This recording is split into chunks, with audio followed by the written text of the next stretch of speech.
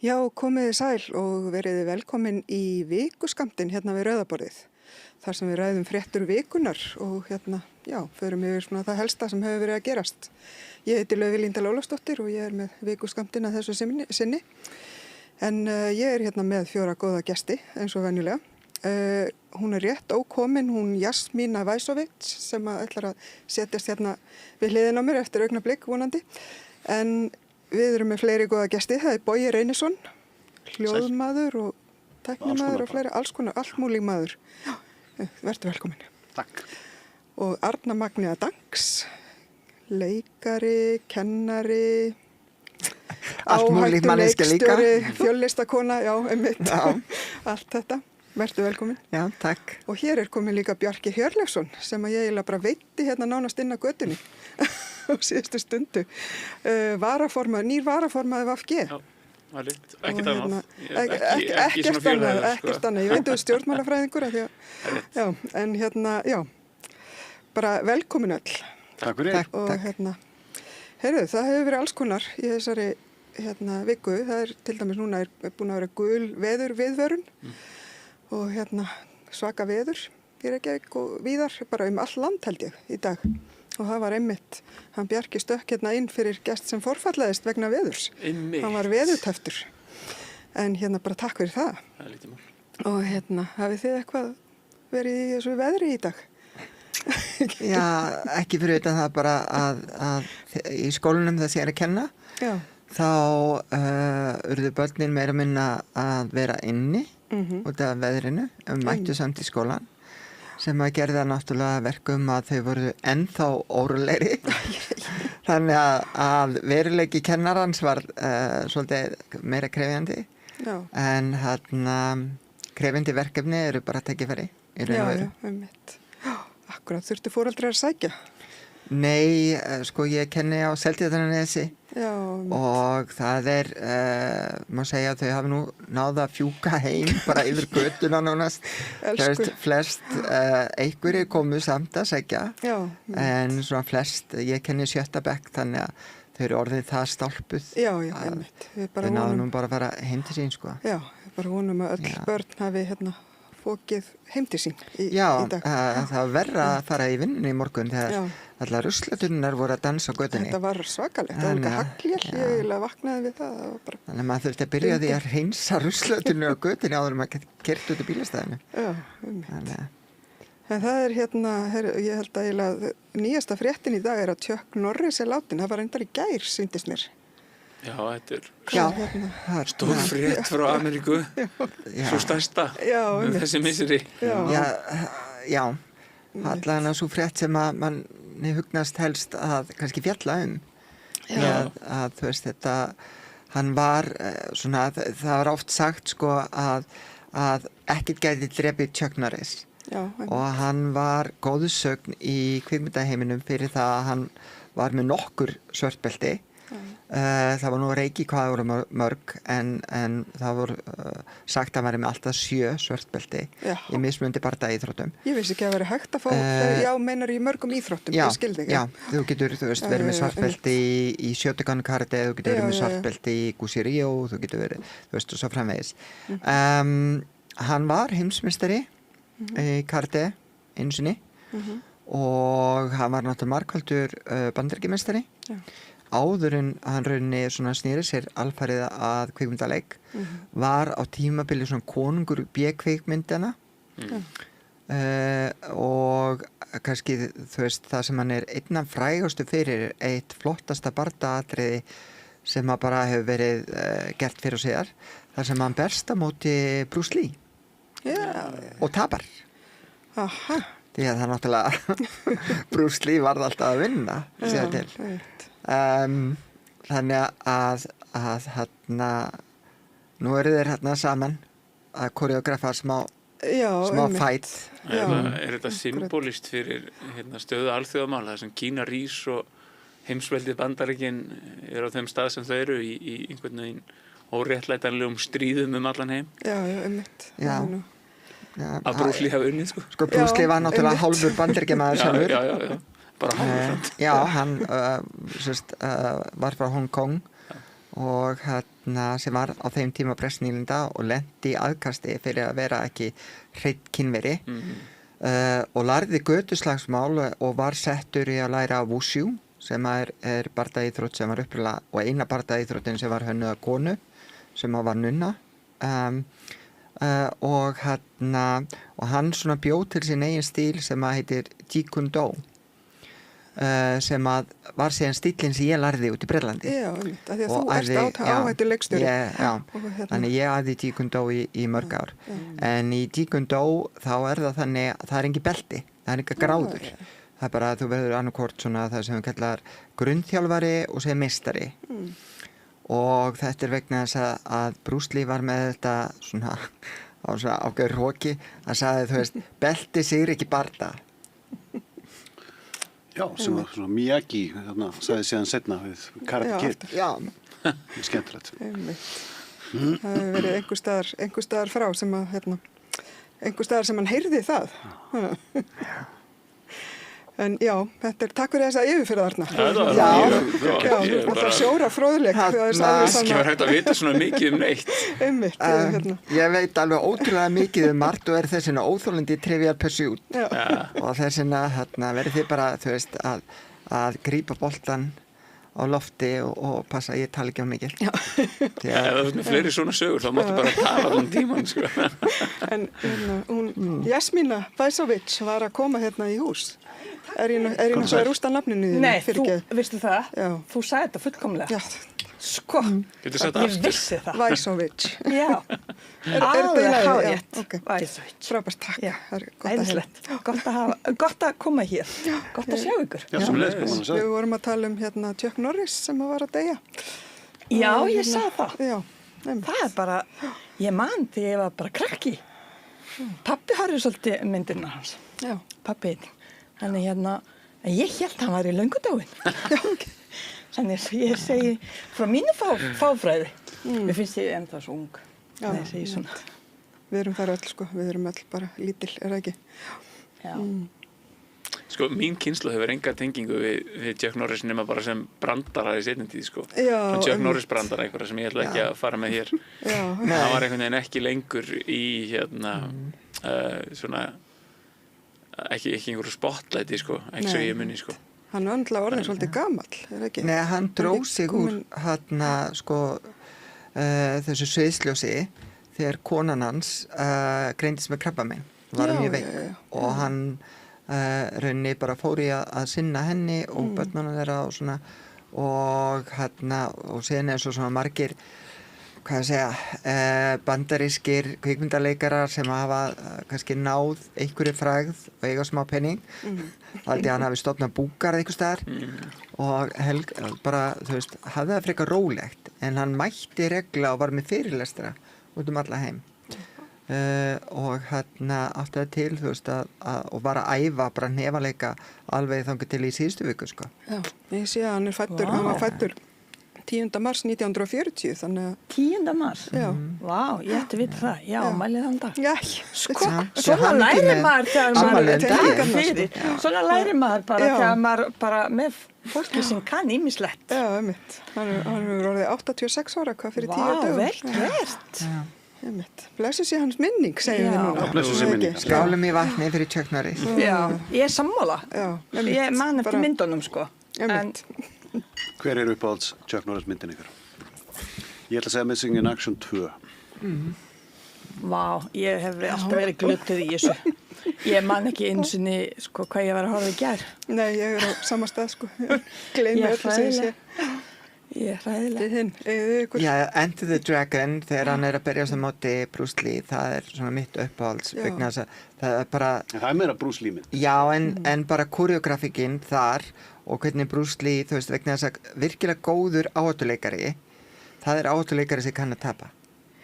Það eru bara bestu áhættuleikarnir sem kunna að tapa með stæl. Það er ekkert mál að líta vel út á kameru en að geta tapað og deyja vel, það er kunstinn, sko. Þarna er listrænir hæfileika. Ég og Bjarki greinilega erum ekki þar. Við erum bara í stjórnmál. það kemur að því, sko. Nákvæmlega. Það er eiginlega spurning sko, hvort við eigum að drepa andrúmsloftið og tala um vextahækkanir seðlabankans. Það er miklu skemmtilegra. Þá getur þú komið svona brandara. Vaxtahækkanir seðlabankans hefðu ekki bitið á Chuck Norris. Nei, sennilega ekki. Ég vona að sé ekki samhengi þar á milli. Chuck Norris. Vextir hefðu ekki bitið á Chuck Norris. Þetta er gott sko. Já, akkurat. Þetta er mjög gott. Þannig að þetta verður ekki ómikið dífa niður af við. Já, þetta er náttúrulega ekkert sérstaklega skemmtilegt umræðefni sko. Nei, það er það ekki. En en það hefur náttúrulega, þetta er bara svona lífið. Eða svona er Ísland. Já, fyrir utan það. Já, ég held það. Svona er Ísland. Það er við lífum bara í þannig umhverfi að það er mjög auðvelt að fara svona, koma sér, að fara upp í upp og niður og staðan náttúrulega ekkert búið að vera góð en það hefur ekkert verið að takast á við verðbólgu undanfarna mánuði að einhverju festu að mínu mati. Þannig það er óskup eðlilegt að ég allavega átti alveg von á því sko. Við erum sko, ég veit að mörgum finnst margir eiga erfitt en það gleymis líka stór hluti hefur rosalega gott og á rosalega erfitt með að hemja sig og þar með ég sjálf tek þátt í kannski verðbólgunni með því að ferðast og koma að því ég hef bara ágætt en svo vitum við það er þessi stéttaskipting sem er svona sést meira núna heldur undanfarna eða kannski síðustu allavega því ég kom til landsins það var rosalega lítil munur miðað við, ég sé breytingar í dag þannig það gleymis líka ofta þessi stór hluti hefur bara ágætt og er ekkert að endilega pæla en svo erum við líka með gjaldmiðil sem er ekkert kannski endilega rosalega stöður og svo erum við með alþjóðlega stjórnmál sem eru bara náttúrulega í hvað maður segir, Það er bara allt í klessu. Já, nákvæmlega, takk fyrir að segja það, að ég mitt var að leita betri orði heldur að segja allt í klessu. Klessa segir mjög nákvæmt, sko. Já, það er það sem er að gerast, það er svona óútreiknanleg ástand í alþjóðavísu. Við veitum aldrei hvað Bandaríki gerir og núna með að ráðast inn í náttúrulega Írak, þá náttúrulega hækka verðið og það hækkar náttúrulega allt og svona ýmislegt og bara olíuverði sem náttúrulega er stór þáttur í verðbólgunni líka sko, ekki glefa því. En hvernig á vaxtahækkun að hjálpa okkur við það? Bara nákvæmlega ekki neitt. Þannig að nú er öll áhrif af þessu stríði og verðhækkun sem kom í kjölfarið því að það á allt eftir að koma fram. Þannig að ef við hækkum vextina núna þá þurfum við að hækka á aftur. Ef við höldum áfram að nota þetta. Það er bara það sem við erum að stefna í. Já, þannig að maður spyr sig, sko, hvers vegna verið að hækka vexti núna? Það er bara mjög góð spurning. Ég er ekki með svörin. Hvað er það að skila? Þetta virðist vera að Seðlabankinn sé bara að reyna að setja ríkisstjórninni stólinn fyrir dyrnar sem hefur ekki getað staðið við planið. Já, þetta er smá vandræðalegt fyrir Kristrúnu með sleggjuna og allt það. Einmitt, mikið búið að vera hlegið að sleggjunni það má kannski ekki segja það hér en ungir sjálfstæðismenn voru að auglýsa til sleggjunni á brask og brall og mér þótti það bara alveg ógeðslega fyndið. Það er eitthvað alveg smá fyndið en við nefnum það ekki aftur. En já, ég held að þetta sé svona kannski með skýrari dæmum þetta sem við sjáum sko, því að Seðlabankinn er kannski ekki að beita sér svona gegn hlutunum eða skiljiði stíga svona inn í á óþörfu sko. En svo er líka náttúrulega umræðum ESB náttúrulega kemur náttúrulega núna inn og sem er bara svona eins og lausnin á einhverju þannig en í raun og veru er kraftarnir fara rosa mikið í það sem ég skil alveg það búið að setja þetta mál á dagskrá en það gerist ekkert meðan almenningurinn finnur náttúrulega fyrir vaxtahækkunum og lánánum og þetta fer út til verðlagi og eftir að koma út til verðlagi enn meira þannig sem verður þá hækkandi verðbólgu já, þetta er bara vítahringur það er það sem við erum að ræða en það þarf að það er það sem við erum kannski gagnrýna mest að það þarf að taka á markvíst og það sem mér finnst skorti rosalega mikið bara á Íslandi almennt og ég og Bjarki erum búin að læra það í stjórnmálafræði, við erum að skóla systkini. Samnemendur. Við erum þrjú. Ég var reynda líka með Bjarka í háskólanum. Já, að það vantar þetta korporatíska hugmyndafræði sem, sorry ég sletti á ensku, man ekki alveg hvað þetta þýtt nákvæmlega á íslensku. Þú veist, þegar allir setjast á borð, bæði vinnumarkaður, atvinnureikendur, verkalýðshreyfingin, ríkisstjórnin og þú veist, allir sem koma á þessu málum að einmitt stöðla að betra umhverfi fyrir hinn almenna vinnandi mann úti sem þarf að greiða öllu þessu í gegnum annarkvort matarkörfuna eða í gegnum lánin.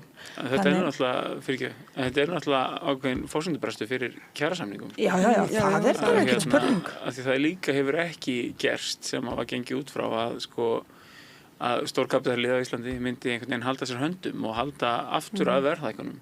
Það hefur bara verið græðgisbólga viðvarandi síðustu ár, sko. Já. Og áratugir. Ég sé það svo helst að þetta verðbólgu valdinn. Já. Það bara græðgi sérstaklega í smásölu. Já. Það sem að ég var í Bónus í dag og bara ég tók eitthvað svona brauðbólur, 4 brauðbólur, svona eins og rúnstykki að þannig. Það kostar 680 kall. Já. 4. Nefnt. Veist. Já. Bara mikið heilt brauð kostaði fyrir skemmstu, sko. Og þessar græðgishækkanir núna munu síðan hækka aftur þegar að heimsmarkaðsverð á matvælum og svona byrjar að hækka. Ja. Og við erum að tala um vöru sem framleidd á Íslandi. Ja. Það er engin utanakomandi hækkunar valdur hérna. Það er bara hveitið. Já. Jú, hveitið. Já, sem er þar. Þannig það er frekar dýrt, þannig þetta eru margþætt. Þetta er ekkert eitthvað sem við kannski. Já, en klárlega, það hefur verið Íslandi náttúrulega þekkt fyrir að álagsverð á ýmsu er mjög stór hluti af og líka til þess einmitt að geta greitt sér arð. Það er mjög athyglisvert að fylgjast með þessu og á sama tíma og fyrirtæki greiða sér arð á sama tíma og þeir segja að það sé ekkert annað hægt en að hækka verð. Þannig ég er oft velt fyrir mér af hverju þarf vera alltaf herra og herra upphæð sem þau þurfa að greiða sér út. Þannig þarna erum við komin ennþá meira vitaring í einhverju sem við þurfum einhvern veginn að finna leiðir og það sem ég finnst athyglisvert líka, við oft berum okkur við Norðurlöndin í svo mörgu. En svo þegar kemur svona lausnum sem eru til staðar á Norðurlöndunum þá við virðumst einhvern veginn ekki gera það. Þannig ég myndi vilja sjá meira af því að sem make a sense fyrir okkur almúan sem vinnur og borgar sína skuldir og þú veist að svona lausni sé innleidd inn í íslenska kerfi frekar en einhvað sem skiptir kannski ekkert rosalega miklu mál. Ég held við sem áfu upptekinn af einhverjum hlutum sem eigum ekkert vera upptekinn af en erum ekkert í staðinn vinna að hlutunum sem við eigum að vera vinna af. Já, svo líka spurning hver greiðir sér út hæsta arðinn? Það er náttúrulega langhæsta arðinn. Það eru bankarnir. Já. Og þeir fá núna meira út úr þessum vaxtahækkunum en sem náður. Það er náttúrulega bara að græða því en síðan er það líka að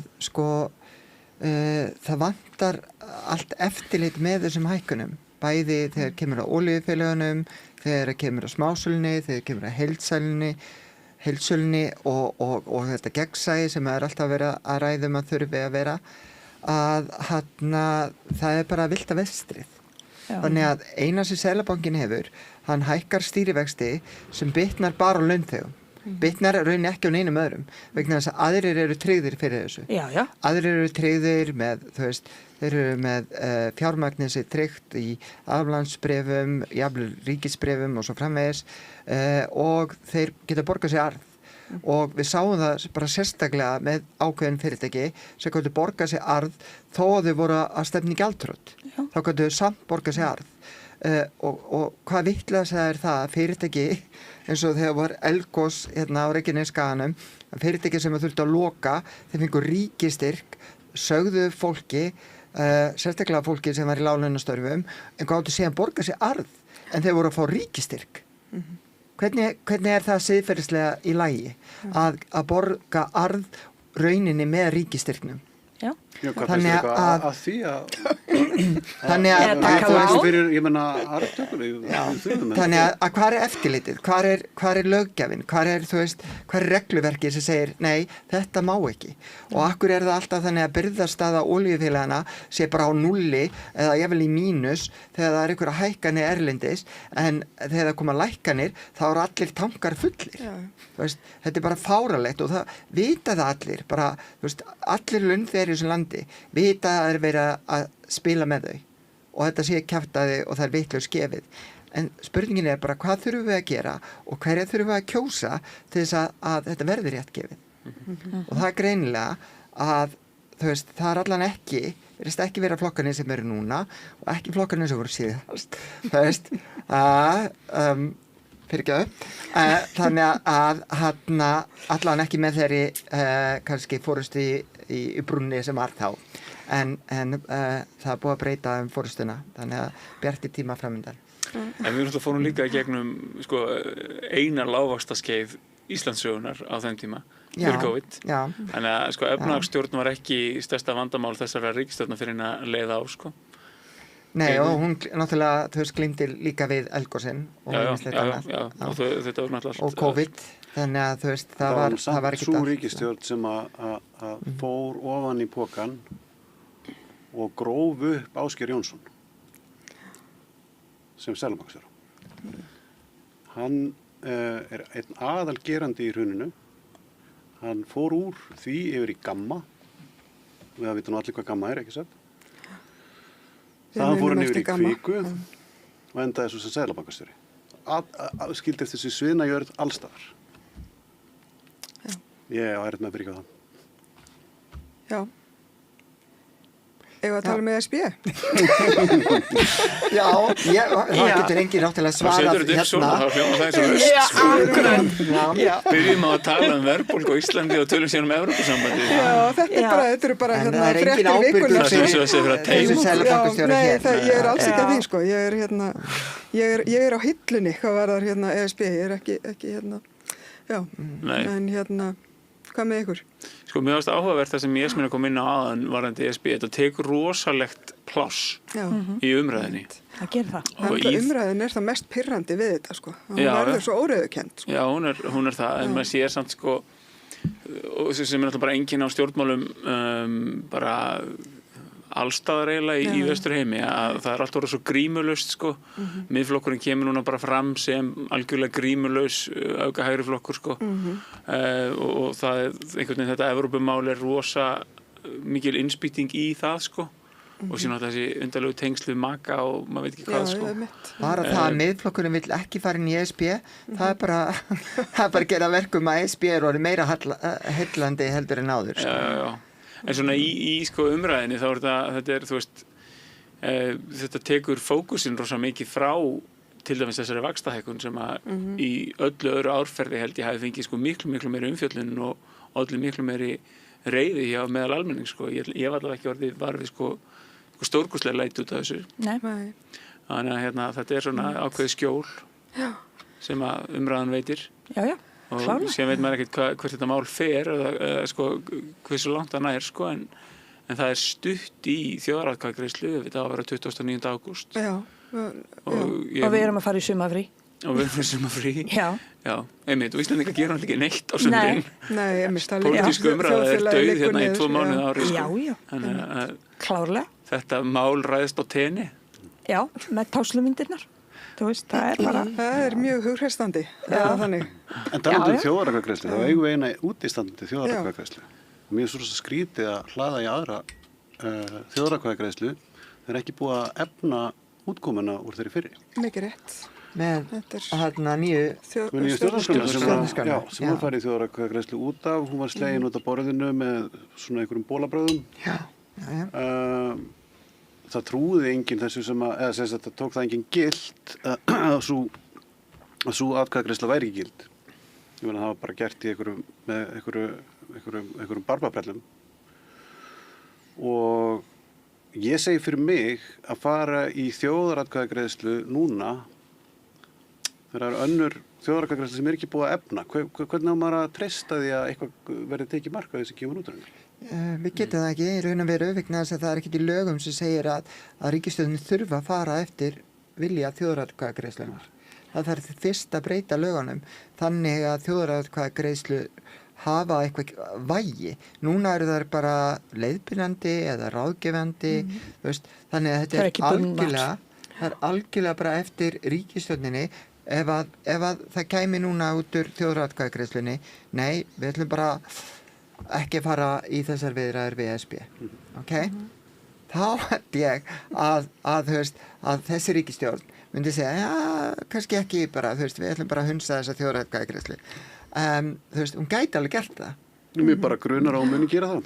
Þannig að meðan þjóðaratkvæðagreiðslur er ekkert bindandi, þá held ég að fara algjör eftir bara hvað ríkisstjórnin vill fá út úr þjóðaratkvæðagreiðslunni og ef að ríkisstjórnin fær þá niðurstöðu sem hún vill fá, þá fer hún eftir henni, annars ekki. Og þetta er bara barbarasmi. Sko, þjóðaratkvæðagreiðslur eru almennt ekki bindandi. Ég meina, þjóðaratkvæðagreiðsla Breta Brexit var ekki bindandi. En ríkisstjórninni þar, þó að þetta væri algjört tap fyrir þá ríkisstjórn, þau fóru eftir henni. Þau vita að ef þau halda þjóðaratkvæðagreiðslu og fari ekki eftir útkominni, þá er það fyrir bara dautt. Já, af því það er hefð og menning fyrir slíku. Við búum ekkert við slíka menningu. Þess vegna traust til Alþingis svona lágt vegna þess að við yfirleitt segjum eitt og gerum annað. Já. Og fólk er ekki treystaði. Fólk treystir bara almennt ekki stjórnmálamönnum eða Alþingi sem náttúrulega eru stjórnmálamenn. Þannig þetta bara þetta heldist í hendur og ég held við þurfum held ég almennt bara að bæta það að við getum treyst því sem sagt er. En það var góð byrjun að láta okkur fór stjórnarskrána sem við kusum að fá. Akkurat og og eiginlega hlægilegt að reyna aðra. Já, ekkert mál, en mögulega er þetta og ég get alveg séð fyrir mér þegar það kemur að því að segja það að þetta fari kannski 40-60 og 40% segi já og 60 segi nei. Að ríkisstjórn gæti alveg mögulega að nota það, já þetta bara svo margir sem, sögðu bara já og samt skilur þetta var hitt og þetta og alltaf geta notið, afsökun, nema þetta fari 10% móti 90 sem ég finnst mjög ólíklegt, en allavega ég fekk könnun í gær frá Gallup að svara einmitt hversu hlýnt ég er ESB og svona, þannig það farið af stað. Og það líka eitt sem mun koma rosalega mikið, þetta mun vera næstunni, kanna rosalega mikið og mun líklega svona móta skoðanir margra burt sér frá rökum eða móti og þannig við búum við náttúrulega upplýsingaöld og hvar við finnum réttu upplýsingar.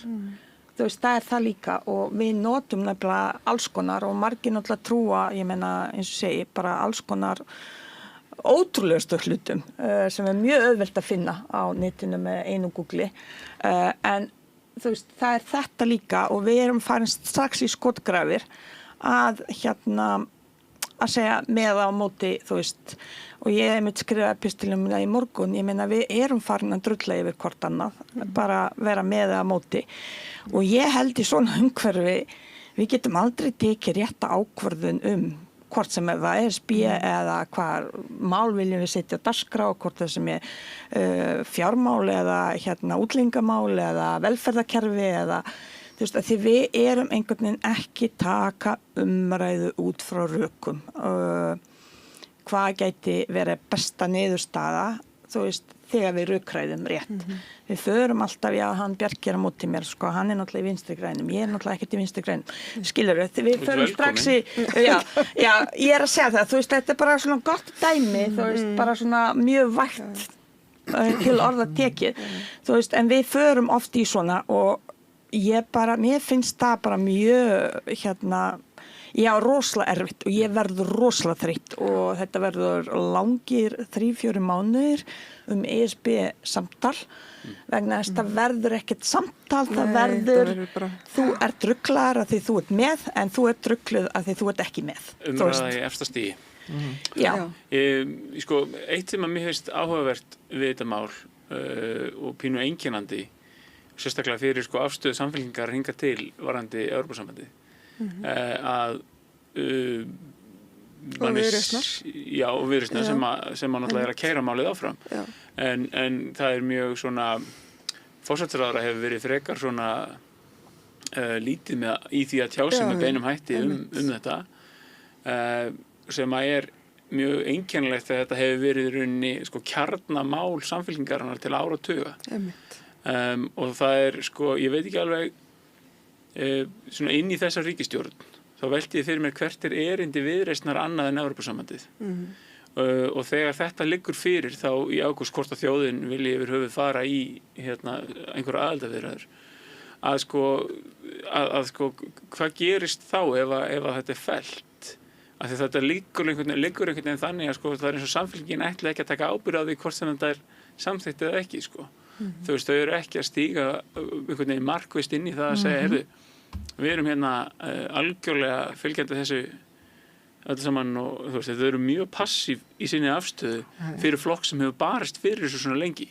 Man hefði sko ætlað að undir þessum kringumstæðum myndi samfélkingin leiða þetta og forsætisráðherra myndi leiða þessa umræðu, sérstaklega þjóðaratkvæðagreiðsluna sem slíka. Það væri mjög eðlilegt sko. Þetta er verið mál samfélkingarinnar lengi en þetta hefur ekkert sérstaklega verið mál Kristrúnar og það var ekki nein áhersla á þetta í seinustu kosningum. Nei, hún einhvern veginn tók þetta bara af dagskráður, ekki?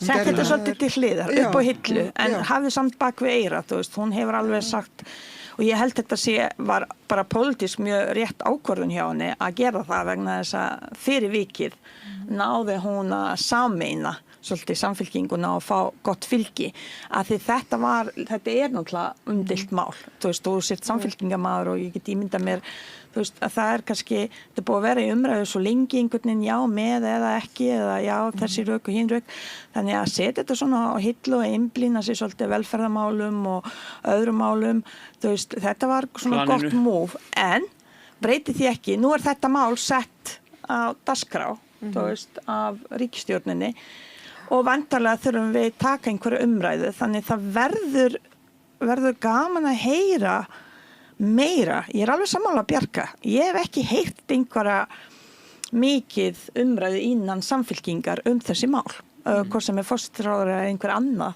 að taka þetta og Viðreisn náttúrulega að keyra þetta og við vitum það alveg, Viðreisn náttúrulega stofnuð í raun og veru á þessu máli og verður líka gaman að fylgjast með hvað verður. En samfylkingin þetta líka sko. Já, að vísu, það alveg rétt. Meðal annars. Já.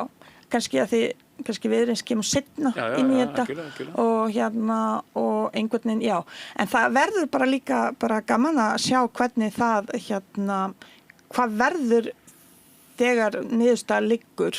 Þú veist, hvað eru næstu skref vegna þess að við munum ennþá díla við verðbólguna og við munum líka díla við vaxtahækkanir að mínu mati og þú veist, úr því sem komið allavega miða við alþjóðapólitíkina eins og staðan í dag. Við sjáum ekki kannski endilega leysast alltaf með Austurlöndum, þar sem olíuverð náttúrulega ræðst svolítið þaðan. Það bara svolítið þannig. Þú veist, þannig, ég veit ekki alveg því ég get aldrei lesið, ég veit ekki hvort ég geti lesið, en ég get lítið lesið í hvað Trump gerir næst. Mér finnst þetta bara svona hvernig hann vaknar á morgnana. Þú veist, já, hann náttúrulega sko, Trump ekki að stjórna. Hann bara elliær kall og brúða þarna. Það alveg stór hreyfing á bakveðan sem að setur hann fram og það rosalega fínt að hafa einhvern svona einstakling sem að höfðar til ákveðna hvata þjóðfélagshóps þar sem að hann kemur fram og hann segir bara allt sem hún dettur í hug og hann má gera og segja allt og þetta finnst mörgum mjög heillandi en að bakveðan mjög fjársterk og öflug hreyfing sem að skrifaði alveg leikbók fyrir hann sem var Project 2025 Heritage Foundation með milljarða ofan. Þetta öfga svona talibana kristin hreyfing sem að vill bara rauninni skrúa Bandaríkin inn í það að við erum bara komin í svona Handmaid's Tale þjóðfélag, þú veist, og þeir eru bara stefna þangað með öllum sínum reglubreitingum. Þannig að þú veist, Trump einn og sér stjórnar ekki, þú veist, hvert Bandaríkin að fara. Heldur bara, þú veist, fullt af fólki þarna fyrir aftanan sem hefur plan og þeir eru að fylgja því plani. Og þetta plan bara mjög augvanlegt. Og þegar við erum hérna, litla Ísland, 400.000 manns, að rífast þú veist, stýrivexti og alls konar, á sama tíma eru þeir að hugsa, sko, ekki bara nokkur ár fram í tíman, heldur eru þau með langtímaplan. Því að þeir byrjuðu að skrifa þetta plan þegar Reagan komst til valda. Ok? Þeir byrjuðu að hanna þetta plan leið og fyrstu réttindi samkynhneigðra voru samþykkt. Því að það hefur verið þeirra svona, hvað ég segja, stefna að allir sem að passa ekki inn í þeirra heimsmynd séu óæskilegt fólk. Þetta bara nasismi. Og það hinsegin fólk, það sérstaklega transfólk, en það líka fólk sem eins og núna eru búin að vera ýta undir múslimahatur. Alveg gífulega mikið, það bara á fullu. Bara nýlega sagði þessi stríðsmálaráðherra, af því að hann vill ekki kalla sig varnarmálaráðherra, að hann lýsti bara yfir, hann sagði múslimar væru allir brjálaðir. Hann bara sagði það, opinberlega, og skammaði sér ekkert fyrir það. Fyrir bara 15 árum, 20 árum, þá hefði engum dottið í huga að tala svona. Bara fyrir 5 árum síðan. Og þeir byrjuðu á þessu plani, þú veist, 1984, 5. Og þeir eru búin að vera að fylgja þessu plani og þeir eru búin að vera að berjast fyrir þessu alla götur síðan. Og þetta heimsmynd sem mjög hættuleg, en þú veist, þetta heimsmynd sem við getum ekki bara hunsað og við þurfum líka bara að hugsa hérna á Íslandi hvaða bandamenn, vegna þess að við þurfum bandamenn. Við þurfum, þú veist, og Normenn og Svíjar og Danir, þeir og Finnar, sko Finnar sem hafa verið fyrir utan allt, þeir eru að fatta þetta og skilja þetta. Og við þurfum bara að skilja þetta líka. Við getum ekki lengur þóst alltaf að vera bara hlutlaus, þegar við erum ekki búin að vera hlutlaus en við skrifum undir varnarsamningin við Bandaríkin 1956. Við erum ekki búin að vera hlutlaus og við getum ekki haldið áfram að þykjast vera hlutlaus í einhverju lalalandi. Þú veist, þannig að það líka eitthvað sem við þurfum að hugsa til framtíðar. Ætlum við einhvern veginn að tengjast Norðurlöndunum sterkari böndum, þú veist, og tryggja ykkur þannig, ætlum við að horfa til Evrópu og tengja ykkur þannig, eða ætlum við bara að taka sénsinn og láta þetta bara alltaf reddast og fylla upp í hólunar þegar það byrtast. Þú veist, það vantar framtíðarsýn, hvort sem það í bæjarpólitík eða í bara stjórnmálum almennt, hvernig, þú veist, viljum við sjá bara landi eftir 100 ár. En við þurfum að vera sammála þessa framtíðarsýn, það ekki? Það kannski svona þar sem hnífurinn stendur í kunni svolítið. Já, en við þurfum að tala um hana. Það sem þú varst að segja á það með að sko, maður veit ekki hvað Bandaríkin gera og það fer jafnvel eftir í hvernig skapi Trump vaknar. Þá sjáum við nú samt alveg rosalega heildarmynd sem byrjar árið 2003 á þessu svæði, Miðausturlöndum. Þegar að Bandaríkjamenn ráðast inn í Írak og síðan þá hafa þeir lagt í rúst Írak, Sýrland, Líbíu, fleiri lönd, þeir réðust á Jemen fyrir skömmu síðan og nú eru konið yfir Írak. Þannig að vissulega erum við undir þessum brjálæðingi en það klárlega plan á bakvið. Langtíma plan. Mér langar að koma aðeins inn í þetta því að þetta hérna náttúrulega mjög áhugaverð umræða sko. Bandaríkjamenn og þeirra heims yfirráðastefna hefur náttúrulega alltaf verið eins sko. Hún hefur ekkert breyst. Það er ekki eðlismunur á þessum stríðum og öllum öðrum stríðum sem Bandaríkin hafa háð. Sem sagt, gagnvart öðrum löndum. Það sem er svo einhvern veginn, það sem er svo allt öðruvísi núna er að gríman bara fallin. Þetta sama ég var að segja á hann varandi Miðflokkinn. gríman bara fallin, það engin einu svona þykjast, það engin að reyna að fegra þetta, þú veist, og þá var svona kannski það sem að nýfrjálshyggjan gerði framan af, hún reyndi að fegra það sem að sko, Bandaríkin voru að reyna að gera, bara talandi Reagan sko, einhvern veginn, það var verið að reyna að fegra hlutina. Mér er að segja að George Bush reyndi að selja fólki í rekstrið, sko. Einmitt, og pappans líka, sko. Þú veist, pappans reyndi líka að selja, Kuwait og Persaflóastriðið, og þannig að sko, þetta er bara grímulaust, þetta er bara hagsmunamál fyrir skotvopnaframleiðendur og einhverja skriljarðamæringa allan heim. Já, eitt ákveðið ríki þarna á svæðinu líka, sem er ansi stór spilari. Algjörlega, og ég veit ekki, þú veist, sko, peningarnir sem kosta að skjóta úr einhverju, þú veist, skjóta einhverju einu svona tundurskeyti eða hvað þetta drasleiti, ég hef engan áhuga á vopnum, sko. Þetta er kallað stýriflugar. Einmitt, þær eru alveg fáránlega stjarnfræðilegar upphæðir í þessu öllu saman. Þannig að þetta er alltaf þetta industrial military complex sem að kemur upp aftur og aftur og aftur. En sko þess vegna erum við að standa í þessum stríðum náttúrulega. Já, nákvæmlega, þetta er bara peningamaskína. Fólk að græða, já. Það sem er áhugavert núna hins vegar er að í Bandaríkjunum, og þetta er fyrsta skiptið bara í held ég mjög langan tíma, þar sem að stríð hefst, eða Bandaríkjamenn hefja einhverja innrás eitthvert, ekki að láta eins og þetta sé stríð, þetta er innrás. Og sko bandarískur almenningur er meir og minna mótið í. Já. En það er því að þeir reyndi ekki að selja það. Já, því þetta er algjörlega grímulaust. Það er alveg sama. En það er samt svo áhugavert, sko, hvernig bregst þá bandarískur almúgi við, bara núna þegar framliða stundir. Já. Getum við verið að horfa á annan Vietnam tíma í Bandaríkjunum, þar sem að Bandaríkjamenn actually koma saman og eru gagnlegt þjóðfélag, sko. Já. Ég var einmitt að koma frá Bandaríkjunum. Ég var í 10 daga í New York og það var einmitt. Mér fannst með þessi umræða, fólk ekkert með þessu og það er rosalega skrít og ég búið að tala við svo marga alls konar fólk á þessum 10 dögum, bæði leigubílstjórar sem hafa áhyggjur af allt hækkað og hann þarf að vinna 2 tíma lengur til þess að hafa efni núna á mat og borga leigu og það sem hann þarf að greiða.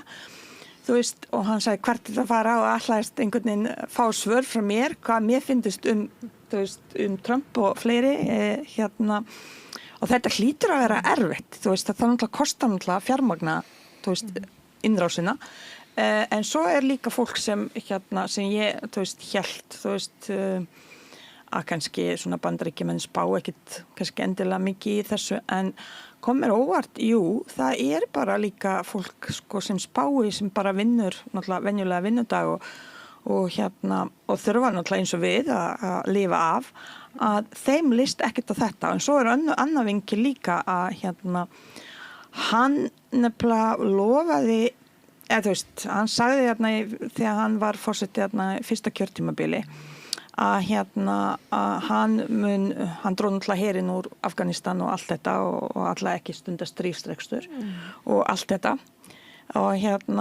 núna virðist fyrir að snúa við, þú veist, hann virðist fyrir að brjóta það sem hann búinn að segjast ekki gera, að gera núna og stunda og það líka það stuðar fólk að standa einmitt það sem við vorum að ræða áðan, að geta ekki staðið, að þau eru vön frekar þessari stöðu umhverju ef þú segist alltaf að gera eitthvað þá stendur þú svolítið við það, annars missir þú svolítið kúlið hjá almenningi. Það sem kannski skortir meira hjá Íslendingu og við kannski pælum ekkert nú mikið inn í þessu vegna þess að við erum einmitt svona, þetta bara reddast, við þurfum ekki framtíðarplan, við erum svo lítil, það skiptir ekki málið og eitthvað svona hugsunarhátt, en það skiptir Bandaríkjamenn greinilega málið og bæði, eins og ég segi, ég hef talað við ansi marga og það kom mér svolítið óvart að því ég bjóst við allt aðra umræðu bara frá fólki sem býr í New York og búsett og hefur búið þar í mörg ár, eða þú veist, og alltaf búið þar og fættu upp alveg. Þú veist, þau ekkert á móti innflytjendum, þau að tala að þau skipta gríðarlega miklu máli. Þú veist, á meðan við heyrum kannski stjórnmál snúast einmitt gegn innflytjendum, gegn múslimum og svona, en þú veist, þetta bara, eins og segi, þetta var mjög bara góð svona, já, ég kom rólega tilbaka því ég var pínu stressuð að fara. Að því maður vissi ekkert í hvað maður getur, þú veist, í hverju maður getur lent. En þetta var skrítið, sko, að þjóð sem að ætlast til þess að fólk geri það sem það segir og standi við, að það kjósi síðan, sko, alþekktan legara. En því, sko, ef eitthvað sem að Trump þá hann legari. Hann lýgur öllu. Hann fann upp frasan alternative facts á sínu fyrra kjörtímabili sem var útskýringin sem Kellyanne Conway kom með og svo yes, the president is reciting alternative facts það var ekki hægt að segja hann var að ljúga en hann var augljóslega að ljúga aftur og aftur og aftur þannig að treysta manni sem bara viðurkenndur og bara gengur upp í því að vera legari þannig að hann skrítið. Það náttúrulega búið að vera... En við náttúrulega kusum Sigmund. Já, og ýmislegt. Já. Það búið að vera... Það þetta með almúgan, fyrirgefðu. Þetta með almúgan og kostningar. Já, þetta búið að vera alltaf mótmæla út öll Bandaríkin. The No King mótmælin. Það sem er að mótmæla því að Trump lýsti yfir að hann vildi vera kóngur í einu viðtali. Og þú veist, og það er rosalega mikið óánægja og ég á bæði ættingja og vini hann í Bandaríkjunum og það er rosalega mismunandi eftir hvaða fylki þú ert að fara í.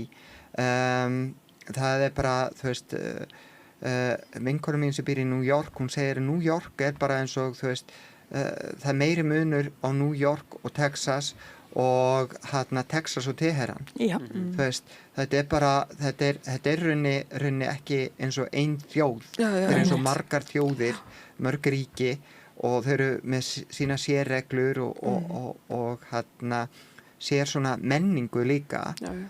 En í öllum svona helstu stórborgunum eru búin að vera mótmæli og það sem mér var sláandi þegar ég las það bara núna nýlega að það eru fleiri svona búðir, það má ekki kalla þetta, þú veist, fangabúðir, þetta eru búðir fyrir innflytjendur og nú er verið að tala að, þú veist, við ætlum að gera þetta hérna á Íslandi, vera með svona búðir fyrir innflytjendur.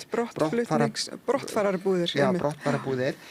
Að það eru, þú veist, það eru fleiri svona búðir út öll Bandaríkin heldur voru fangabúðir í tíð seinni heimsstyrjaldar.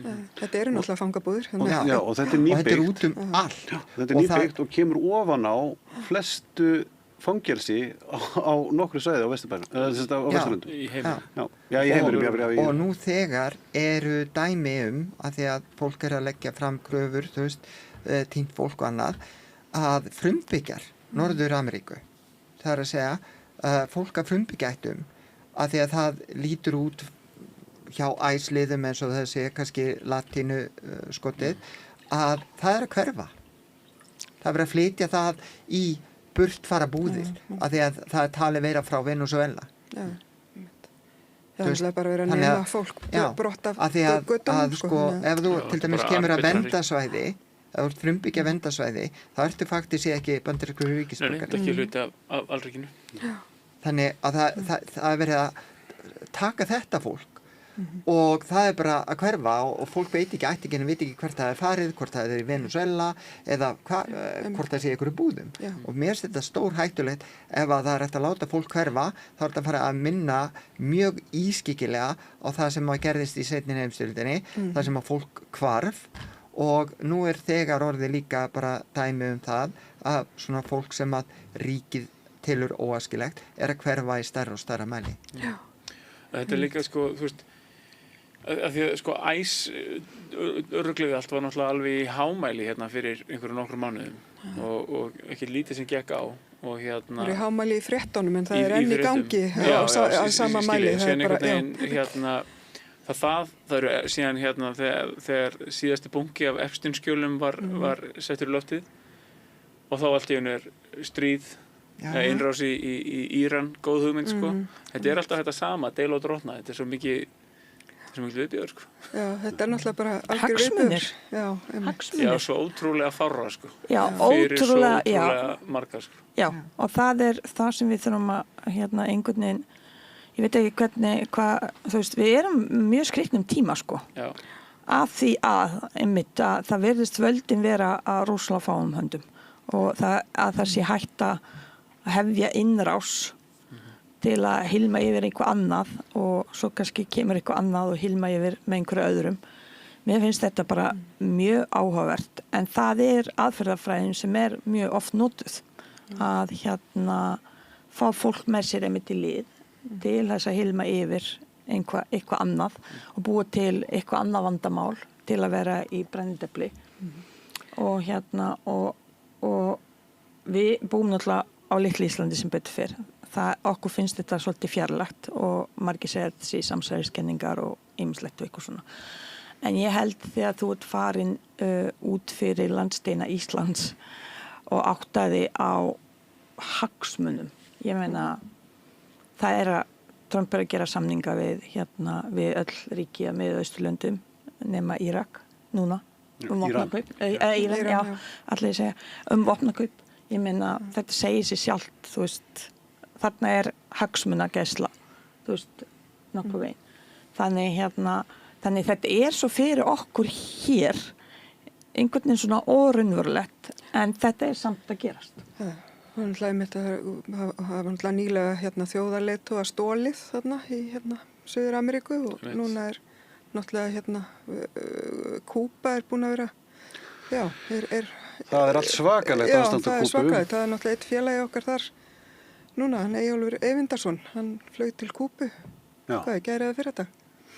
Það hefur svona verið að birta fréttir, hann fór sér á þessu að reyna að brjóta hvað heitir það? Kvína. The blockade. Hörkví. Já. Sem þetta að reyna að koma hjálpagögnum til Kúbu. En það sem sagt raforkukerfið hrunnið. Já, einmitt. Engin olía síðan hefur ekki rafmagn. Sko fólk sem átti mjög bara erfitt með að draga frá lífi fyrir þetta sko. Já, akkurat. Það bókstaflega neyðarastand. Já. Bandaríkjamenn eru ekki að hjálpa, þeir eru að valda þessu. Já, einmitt. Þeir eru algjörlega einangraðir. Sko sjóleiðin til Kúbu ekki, þó að það séu einhverjir ofurhugar sem fara að hún ekki auðveld. Nei, einmitt. Gríðarlega áhyggjuvekjandi ástand. Já, þetta bara mjög og algjörlega skapað af mannavöldum. Já, einmitt. Svo náttúrulega þessar og keyrt áfram af Marco Rubio sem fyrrverandi Kúbu. Já, einmitt, sem ættir að rekja til Kúbu. En þeir eru búin að lýsa þið yfir, Trump og meðal hans þetta lið þarna sem á bakvið hann, að þeir ætla að taka Kúbu. Já. Ég held að það sé náttúrulega nokkuð ljóst. Breyta í hóruhús, aftur, eins og það var. Já, eins og ný. En þetta náttúrulega líka, þú veist, að því að þessar eyjar eru nýbúnar að standa af sér fellibili. Já, svo það, þannig að það náttúrulega bara, þú veist, brústist. Það ýmislegt í gangi. Þannig að þetta kemur ofan á allt það, sko. En aðalmarkmið náttúrulega, Bandaríkja hefur alltaf verið náttúrulega fella niður kommunisma og svo stjórnir og það eins og þú varst að segja áðan, ég tengdi þetta svo vel við að kannski megin markmið hefur ekkert breyst, þú veist, með þessu og með innrásum kannski Miðausturlönd ekki heldur, sko, þú veist, það bara þetta fella niður, koma þessu lýðræðislega samfélagi, ég veit ekki hversu lýðræðislega það bara önnur umræða, en allavega þau vilja standa ennþá fyrir því að frelsa konur og frelsa hlægilegu fyrirsláttur sem ekki vera að endtaka það eins og þessi eitthvað alvöru sko, og Bandaríkin eru mjög herskátt, sko, þau eru ekki heimsveldi, þau eru rauninni keisaraveldi, empire og þau ráðast á lönd sem sko, ekki Íran kommunist, ekki Grænland kommunist. En ég var að segja, þú veist, þau þurfa að koma lýðræðin á. Þau eru með alls konar svona hugmyndir. Þetta er kommunistar, við þurfum að frelsa þetta fólk og hér úrpastlega vond mannréttindi. Já, við vorum reyndar að skjóta manneski andlitið út á götu fyrir frá með myndavélar, en við ætlum samt að fara í Íran og frelsa fólk þar. Frelsa fólk þar, af því að þau þurfa að það einmitt það sem þau eru, sko, þau eru presentarsi þannig, en þú veist að það vera það. Á saman tíma hafa Bandaríkin, þú veist, og núverandi ríkisstjórn verið að berjast alveg hatramlega gegn réttindu kvenna til bara, þú veist, yfiráða eigin líkama. Nú þungunarof orðið ólöglegt í einum 30 fylkjum Bandaríkjanna og í sumum fylgjum þá liggur fyrir því fangelsvist upp alltaf 99 árum. Já. Þú veist, og á sama tíma og það bara nýlegt dæmi frá Alabama því að fylgjustjóri Alabama vildi fá dauðarefsingu fyrir ef að kona færi í ólöglegt þungunarrof. Þar má færi í þungunarrof ef að lífi móður og barns í lífshættu og það staðfest af ákveðu mörgum sérfræðingum og það raunni svo þröngur rammi að það ekki hægt að staðfesta fyrir þau eru raunni dáin. Að þar var 12 ára stúlka sem var nauðgað og þetta fór í dómsmál. Foreldrar hennar fóru með hana í annað fylki þar sem hún fór í þungunarrof og fylkisstjórinn að reyna að fá það í gegn að foreldrar hennar verði dæmdir í 99 ára fangelsi og hann vildi reyna að fá dauðadóm yfir þeim, reyna að breyta lögunum þannig. Á sama tíma þá var strákurinn sem var 18 ára sem að nauðgaði þessari 12 ára stúlku að því að hann var svo efnilegur íþróttamaður, hann fekk hann 3 mánuði skilorðsbundið og sat aldrei einn einasta mánuð. Svo sem fremdi glæpinn. Þannig að þetta eru Bandaríkin sem að vilja vernda konunnar. Já, þetta eru þversagnir alveg út í eitt. Þess vegna finnst mér þetta svo bara áhugavert að út á við og inn á við og eins og ég segi, ég set rosalega háa kröfur og hef oft gagnrýnt marga fyrir það að hljóð og mynd fara ekki saman, þar að segja það sem þú ert að segja og það sem þú ætlaði að gera og mér finnst bara almennt, bara allstaðar, hvort sem ég hér annars staðar. Það það sem við þurfum einblína, þetta bara gildi, að því við erum alltaf að tala eitthvað gildi. Þetta eru gildi sem hafa alltaf verið til og það sem að vera einmitt normalísara í dag eitthvað sem ekki gildi en eins og þú varst að einmitt Bjarki tala að þessar grímur eru fallnar. Þú veist, og þetta ekki góð leið til að leiða samfélag, þú veist, til að leiða þjóð út í eitthvað. Þú veist, við þurfum að fara tilbaka og einmitt í þau gildi ef við ætlum að standa og gera það. Frekar heldur að bara vera út á við og segja eitt að því þú getur ekkert frelsa þjóð, bjarga einhver konunum í Miðausturlöndum eða kúbu undir kommunisma þegar þú ert ekkert að gera það í þínu eigin landi. Þú ert ekki sýna fram á lýðræði, þú ert ekki sýna fram á frelsi, þú ert ekki sýna, þú veist, og ég þekki það. Einhvern tíma heimsóttum við ég var núna sem sagt á kvennafundi Sameinuðu þjóðanna með sendinefndi Íslands og þú veist það sem við erum að tala frelsi, það ég minna þarna 120 ríki að tala þú veist, við erum að díla ennþá við það sama, þú veist, það í raun og veru mjög lítil frelsi fyrir konur. Já. Þú veist, hvort sem það hér, jú, við erum náttúrulega betur sett, en ef við tókum bara margt, þú veist, það sem við þurfum að tala fyrir miklu meira, það virðist vera aðgerðir, það sem við erum að gera og segja, fara ekki saman. Við segjum svo margt, en við gerum svo lítil. Já, þú trúi að segja við. Við mannkynið. Já, við mannkynið. Já. Okay. Ég ekki tilbúin til að samþykja að Bandaríkin sem tali fyrir mannkynið, sko. Nei, alls ekki. Nei. Og ég talandi sko fallnar grímur að þeir eru ennþá að nota ástæður til þess að réttlæta sínar gjörðir sem þeir standi ekki við, eru jafnvel aktíft að berjast á móti sjálfur. Já, akkurat. Eins og frelsi og frelsi samkynhneigðra og akkurat. Þversagnir út í eitt. Ég man eftir það, ég lendi í einhverju smá svona spjalli við einhvern sem að talaði að múlarnir í Íran væru að gifta smástelpur og eitthvað svona. Bandaríkjunum eru held ég, það eru 10 ríki þar sem að sko giftingaraldurinn 12 ára. Já. Einmitt. Þannig að þeir standa ekki á neinum löppum og hafa ekki gert í langan tíma. Já. Og svo koma Epstein-skjölin einmitt. Já, svo koma Epstein-skjölin og Epstein-skjölin eru bara svona rjóminn ofan af því sem gerist á sko hjá einmitt fólkinu sem ræður allra mestu. Já.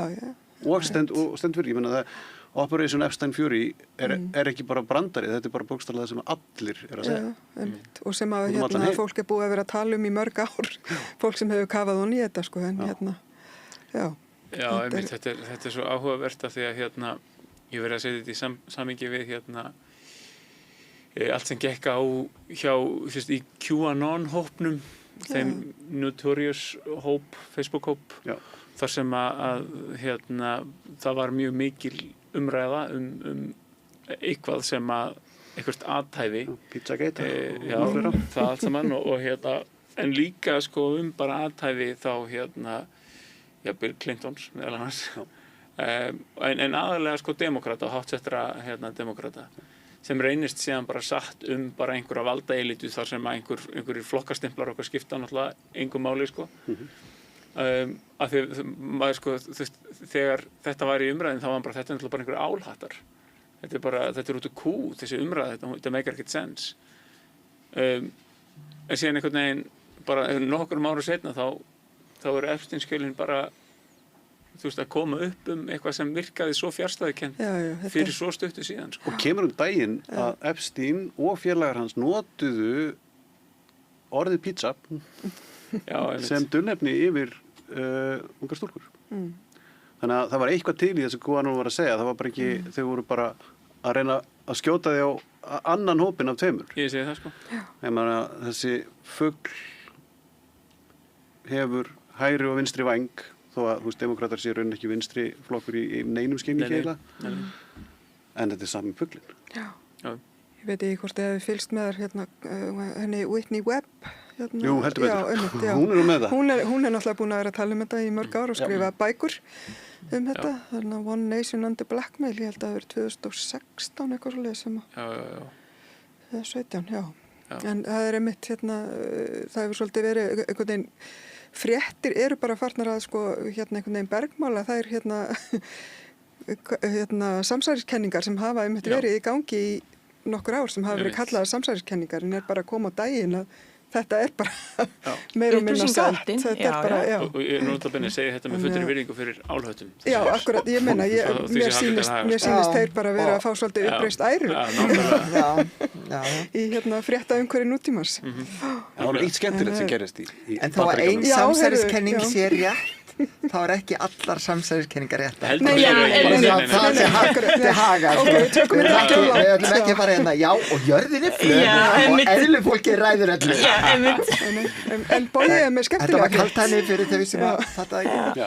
Það var æðislegt. Það er sem sagt tónlistarmaðurinn Afroman, ég veit ekki hvort þið hefði heyrt hana. Einmitt, jú. Átti eitthvað eitt lag fyrir Because I got high. Geðveikt lag. En hann sem sagt varð fyrir því árið 2023 að það var ráðist inn á heimili hans af alríkislögreglunni og með leitarheimild þeir komu inn með vélbyssur og sparka upp hurðið og brjóta hlið og setja allt á annan endan heima hjá honum og hann næri þessu öllu á myndavélarnar. Hann er með öryggismyndavélakerfi og bara horfir á það að gera það. Og þeir finna ekkert, það er engin eftirmál af þessu, önnur en þau að þeir bara eyðileggja allt og neita að borga fyrir það. Það sem hann gerir, en hann tekur myndirnar úr öryggismyndavélakerfinu og býr til lög og gerir músikvídeó þetta fólk sem að heimsóta hann. Og stórgræðir á þessu, bara 20.000 vjúa eða hvað sem maður kallar þetta og hefur heldur gott. Svo koma þessir ágætu lögreglumenn og lögsækjan fyrir að nota líkneski þeirra án þeirra samþykkis. Já, hann vitnar til þeirra sem Crooked Cops. Crooked Cops og hann segir ýmislegt, það er gott lag sem heitir Lemon Pound Pie og það er maður sem er lögreglumaður sem er með byssuna sína og horfir svona á köku sem er á borðinu og sá maður hefur fengið heldur betur hann er þekktur sem Lemon Pound Man bara út alla sýsluna og sem sagt þessi réttarhöldur er búin að vera í gangi og loksins kom niðurstaða og hann vann. Það er að segja, hann þarf ekki að borga þeim neina skaðabætur fyrir þetta og áfram hann. Þetta er sigur. Klikka þáttinn út með laginu Because I Got High. Já, hann spilaði öll lögin í réttarsalnum fyrir fólkið sem sönnunargögn. Það er vel gert. Bara aldrei þessu gaman, aldrei þessu vant gaman í réttarsal. Aldrei þessu vant gaman. Og hann tók sér mjög vel út, var í jakkafötum sem eru sniðin úr ameríska fánunum og gjörsamlega bara rúllaði þessu liðu. Hann er ennþá með þetta stóra afró sem að hann sennilega dregur nafn sitt af. En réttarkerfið stendur undir sitt. Já, allavega svona köflum. Já, ég meina það er náttúrulega þetta er þeirra þjóðaríþrótt. Það er að fara í mál hvort við annað og hann virðist vera betri í því en þessi lögregludeild allavega. Já. En fyrst það er eitthvað. Já, það er réttaríki. Það er mjög mikilvægt. Réttaríki náttúrulega stendur ekki til sínu þegar það er bara að því að þarna kemur kapitalismin inni. Það er bara þeir sem hafa peninga og hafa efni á góðum lögfræðingi sem er rauninni njóta réttaríkisins. Ef að þú átt ekki peninga og fær svona þeir eru útlitað einhver lögfræðingur sem er kannski grænn og veit ekki alveg hvað hann er að gera að þá þannig að fátækt fólk sem að hefur ekki efni á dýrum lögfræðingi það lendir í fangelsi og þú veist og þess vegna sjáum við og fangelsi er bara stór iðnaður í Bandaríkjunum og þeir eru að vinna þarna þú veist fyrir nánast engin laun í fangelsunum við að framleiða alls konar hluti bara ótrúlegustu hluti sem eru að framleiða fyrir bandarískt samfélag í raun og veru og þar eru held ég man ekki hvað það var næri 80% fanga eru af blökkfólk. Já. Þetta hefur verið kallað áframhald af þrælahaldi. Já. Fangelsis iðnaður, það eru Angela Davis og fleiri sem hafa bent á það.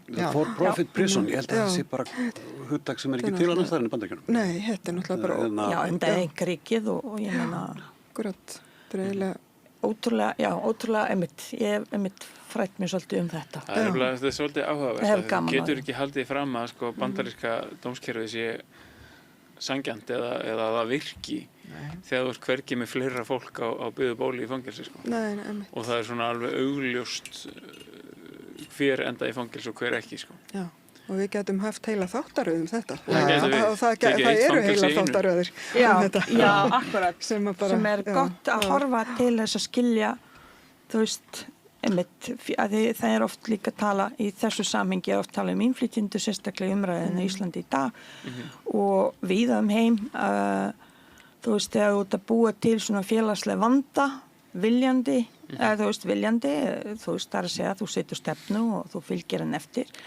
Það setja svona hópar eftir og svo bara allt í einu okkur er miklu fleiri sem eru, ég veit ekki, veikir eða miklu fleiri sem brjóta af sér og miklu fleiri þetta. Það gleymist oft einmitt svona þessar félagslega aðstæður sem þú settur í sem blökkufólk í Bandaríkjunum einmitt er að Ég meina það er bara, þú veist, ennþá líði að þó sé ekki löglegt lengur og er ekki búin að vera löglegt síðan á í lok 9. áratugsins að svartir Amerikanar þeir fá ekki lán í bönkum ef þeir ætla að kaupa í ákveðnum svæðum. Já, einmitt. Þú veist, það er ólöglegt núna, það var löglegt en það er ennþá þannig að bara segja nei, þú veist, það er bara að gefa ykkur önnur ástæða. Þá fáðu ekki ef þetta er svona, þú veist, hvítt hverfi og þá bara, þú veist, þá fáðu ekki lán og með ekki kaupa þó þau geta keypt eignarna. Þannig að það er verið að búa til, þú veist, alls konar stéttaskiptingu. En síðan eiga Íslendingar og Bandaríkjamenn það sameiginlegt að fyrir utan það að í Bandaríkjunum þar eru allir innflytjendur nema frumbyggjarnir Já. Og hérna á Íslandi eru allir innflytjendur nema bara rjúpan og refri. Þú veist, þannig að þú veist, þessi meira að segja sauðkindin er innflytjandi. Meira að segja sauðkindin er innflytjandi. Já, sauðkindin er innflytjandi. Þú veist, þannig að þetta er bara svo fáralegt og síðan ef þú hugsar til þess, þú veist, sérstaklega hérna að það var nýleg grein það var gyðingur í rétt fyrir seinni heimsstyrjöld sem sóttu hæli og honum var synjað hæli af einstaklingum sem allir höfðu ættarnafn en samt átti enginn að hafa ættarnafn á Íslandi. Þú veist, þeir hétu allir Thoroddsen eða eitthvað svona, þannig að þeir voru allir með ættarnafn, þeir áttu allir ættir að rekja annað. Þeir voru ekki hreinir Íslendingar. Þeir voru af dönskum ættum og norskum ættum, bara þú veist, ekki svo langt aftur á bak. Þannig að honum var synjað, að því að hann var útlendingur, innflytjandi og talinn óaskilur innflytjandi, af rauninni afkomendum innflytjenda. Það er hræsnin. Já.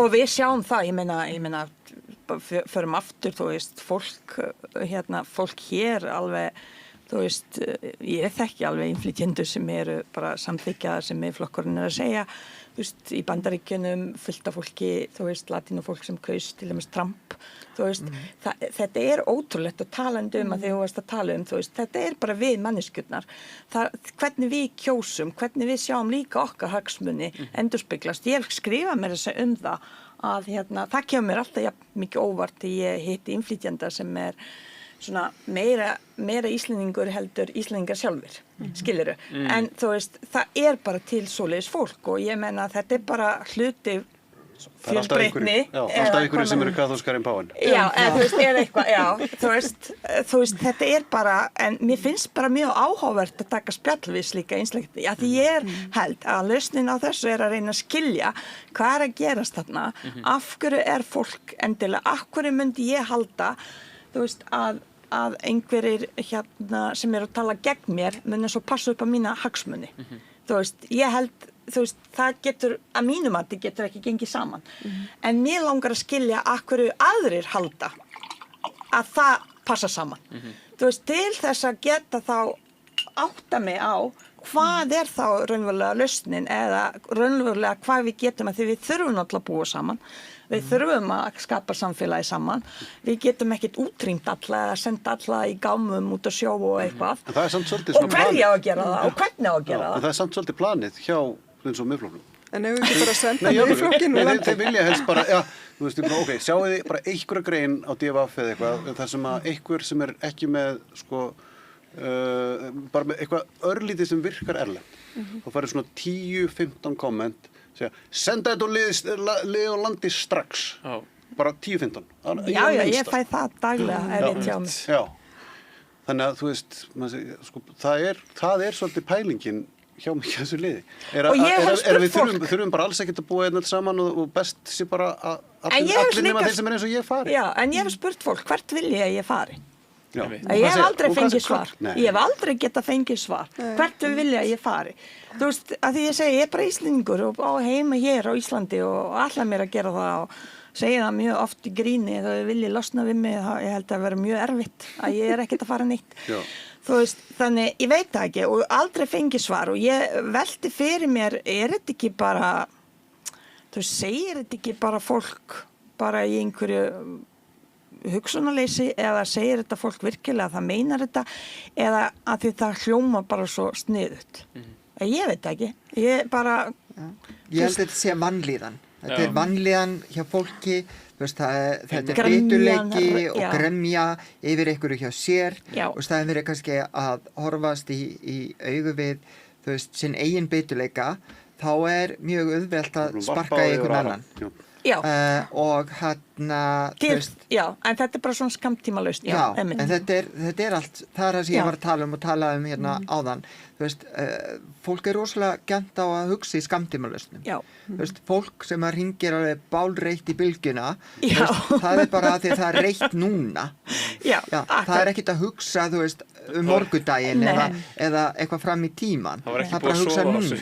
Nei, þannig að og þetta fólk, þetta reiða fólk, það bara reitt og hrætt og biturt akkurat núna og það vil bara fá okkur lausn núna. Og þess svo auðvelt þegar einhver stjórnmálamaður kemur og segir, ég er með lausnina núna. Kjósi mig og ég er með lausnina núna. Bara allir í árabót út úr landi. Og það var alveg, já, bara frábært, þannig einhver sem er með lausn núna. Auðvitað leiðilegt að hlusta á stjórnmálafólk sem kemur og segir, herðu, ég er með frábæra fremtíðarsýn en það tekur 30 ára að ná þangað. Já, einmitt, sammála. Það ekki þolinmæði fyrir það. En nú erum við að horfa á svona attitude spilast út bara í rauntíma í Bandaríkjunum. Já, og útkoma, nei, í rauninni erum við ekki að horfa að það spilast út hér, sem betur fer. Við erum ekki að horfa 20% er tilbúin að kjósa Miðflokkinn. Já, en við erum ekki að horfa á lögreglu út á götu skjótandi fólk. Nei, við erum að horfa á þetta spilast út í rauntíma, þannig að ef þetta fólk fengi það sem það vildi, þá getur það horft í Bandaríkjana og séð hvernig það lítur út.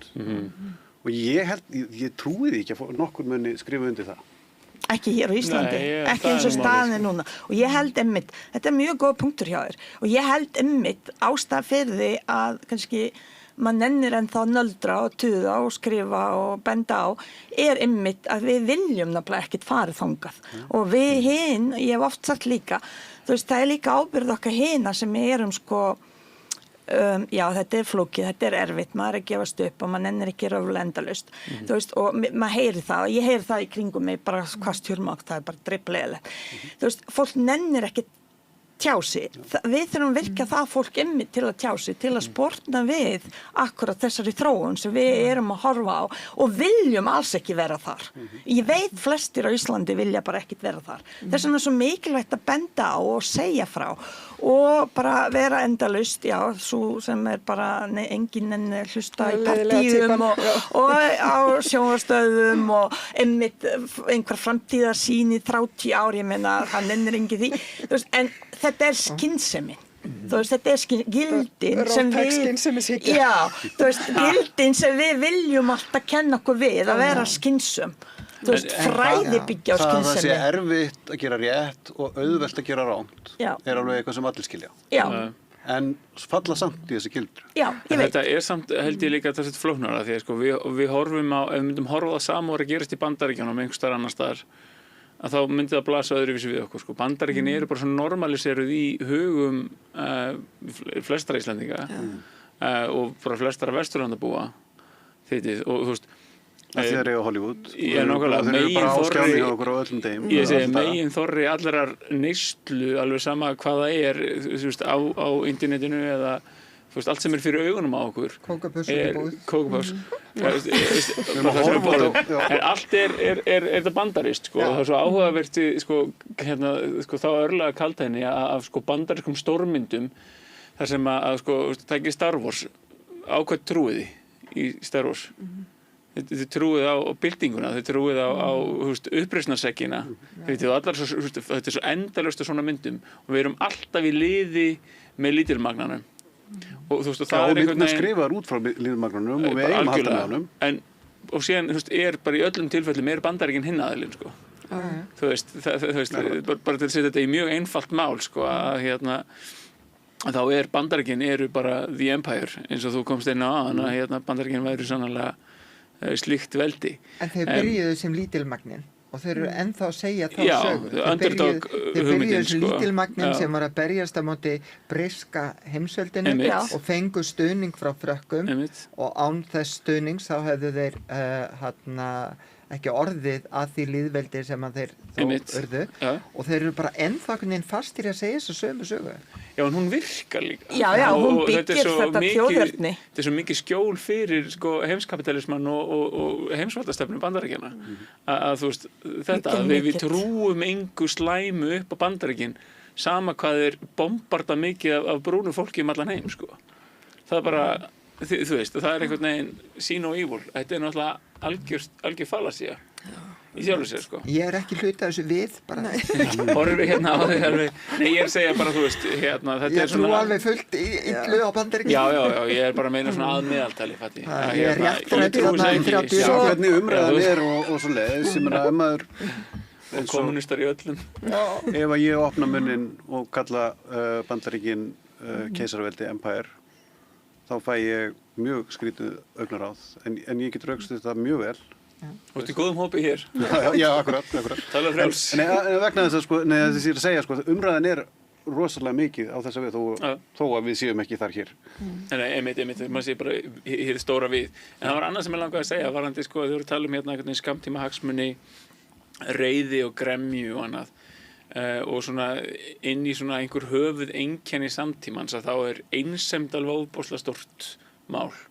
Og fólk ótrúlega einmana og ég gerði mig þetta í gamans eða ekki, aðalega til gags að lesa The Origins of Totalitarianism eftir Hönnu Arendt í sumar sem ætti að vera skildulesning á öllum heimilum og þar sem hún rekur bara í rauninni hvað gerist innan alræðisríkja tekur það fyrir Þýskaland nasismans og Sovétríki Stalins og sko hluti af því sem að þegar hún fara í gegnum þetta ferli og þá sérstaklega sko fasismann í Þýskalandi að þá einsemd eitt svona höfuð einkenni af því landslagi sem þarf að vera til staðar til þess að fólk sé tilbúið að trúa kjaftaðinu sko.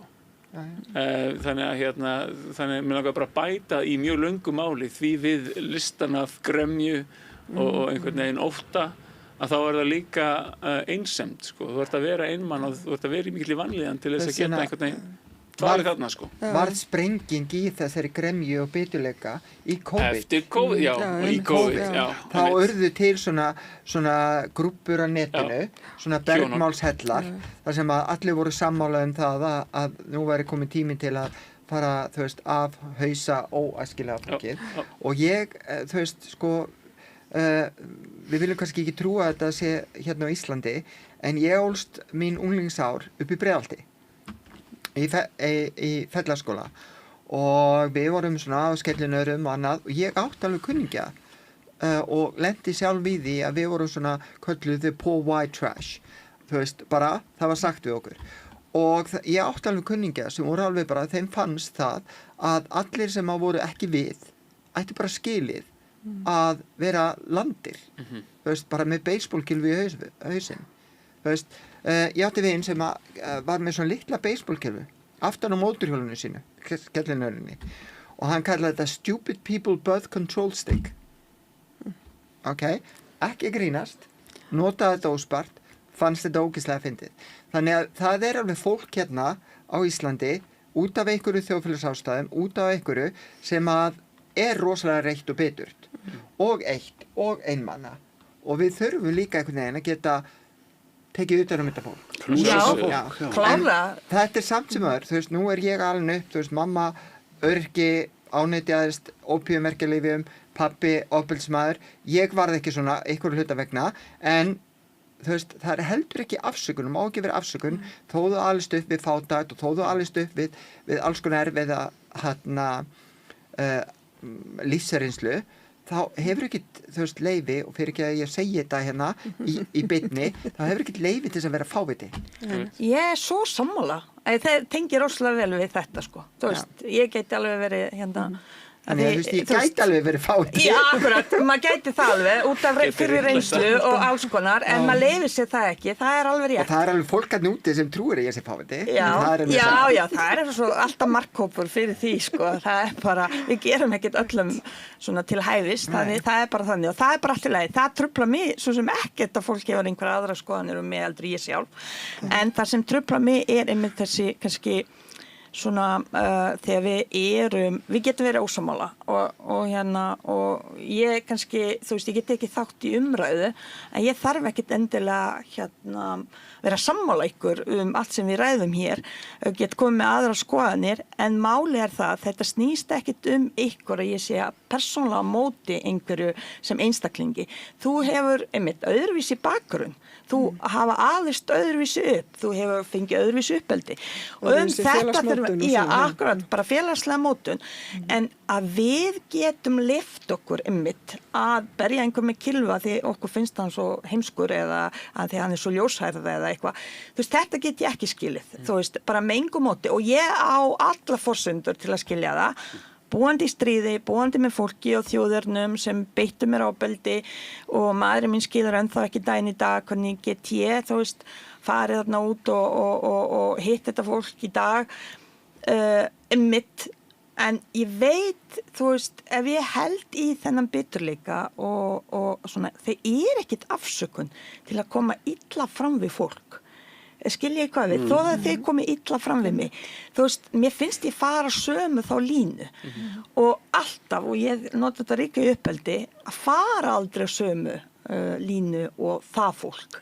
Þú þarft alltaf að vera betri og herri. Skilurðu, fyrir sjálfa þig, ekki til að sýna öðrum að þú sér betri, fyrir sjálfa þig, svo þér líði betur. Já, bara svona biturleiki og reiði bara, þú veist, þá ertu að beita sjálfu þér refsingu fyrir eitthvað sem aðrir gerði þér.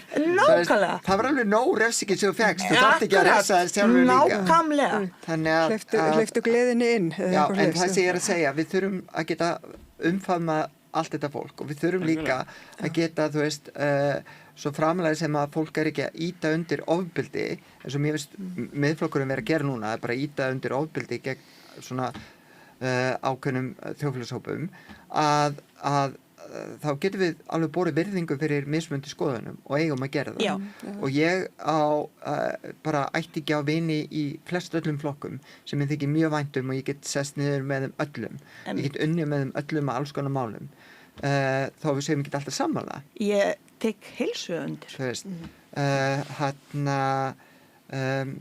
þannig að, þú veist, en þetta fólk, þetta reiða fólk, þetta bitar fólk, þetta fólkið sem við erum að tala um eins og í Bandaríkjunum, sem glemdist. Já.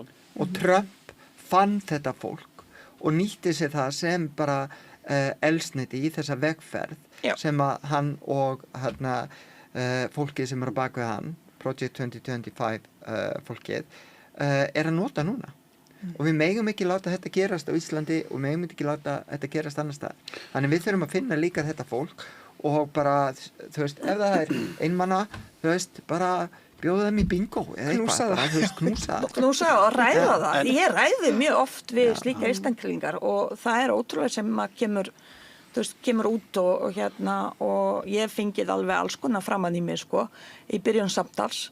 En við náum alltaf að ljúka samtali á góðum nótum. Stundum skipti fólk skoðun en oft ekki, en það er líka afturlega. En það er svo mikilvægt að þau sjá sýnina. Þau heyra það sem þú ert að segja eða það sem ég er að segja. Þú veist, það er rosa mikilvægt að taka þetta samtal. Við megum ekki, hvað maður kallar þetta, aflýsa fólkið. Slaufa fólki. Þú veist, ég held það sé ekki leiðin til góðs, heldur. Nei, svo er maður líka skemmtilegt, það er líka ágætt að skoða bara hvað gerist þegar þetta gerist. Þegar nú við erum bara með þetta live í Bandaríkjunum. Eins og þú sagðir, Trump nær að safna utan þessi fullt af fólki sem er með mikla gremju og virkja þá gremju í að kjósa sig. Og hvað fær þetta fólk tilbaka? Það fær ofbeldi og grimmd á rosalega mikla grimmd, svona opinbera grimmd, það sem er sko, verulega tekið og hoggið í ýmsa hópa, en ekkert af hinum lóðunum. Nei, bara meiri gremju. Já, þannig að hann sjarmir þau til sín á gremjunni, sko, og svo lýgur hann þau full, og útkoman er svo að við fáum lögreglu sko, með kylfur og byssur að berja fólk. Við fáum stríðsrekstur sko, sem er stökkbreyttur, bara miklu verri heldur en það var áður. Þess vegna við hin þurfum að vera hávarari einmitt. Þú veist, ég held að sé rosalega margir sem segja, þú er ekki að segja sína skoðanir, standa upp og finna að segja bara, herðu, þetta er ekki til lagi. En við þurfum að gera það. Einhvern veginn allir bara, að því við höfum bara ágætt og við erum að sýna okkar heimilislífi og börnunum og fjölskyldunni og allt það og nennum ekki að hafa afskipti, þetta er bara þetta lið sem er alltaf að kvappa hvort það er. Þú veist, það er einmitt það. Það þarf að virkja fólk og segja bara, herðu, viljum við samfélag sem er ofbeldi dagleg brauð eða viljum við samfélag þar sem alls konar skoðanir geta komið í ljós án þess að við þurfum að beita ofbeldi. Ef þú fylgja þér í kringum ofbeldi, þá færðu ofbeldi. Þú færð ekkert að hinu sem þið segist til að láta þið hafa. En góða fólk, við verðum að fara að slíta þessu bráðum. Ég ekki góða fólki. Má ég skjóta hérna einu, bara örstuttu, því að Arna var að tala bingo og bjóða fólki bingo að hérna á morgun þá er kynningafundur á lista vinstrisins, sameiginlegu framboði Vinstri grænna og Vorsti Vinstri. Já, einmitt. Í Vinabæ, þar sem að var alltaf bingo. Það besta fólkið Og allir spila bingo. Nei, ég veit ekki spila bingo. Það hefði kannski mætt. Frambóðslista bingo. Það er svo margt sem maður langar að ræða en við komumst ekki yfir. Það var mjög góð leið til að slæta sig. Já, nefnilega vildi slæta sinni. Það verður á morgun klukkan 6 í Tónabíó /Vinabæ. Fyrrum Vinabæ, já, einmitt. Og hérna Bogi.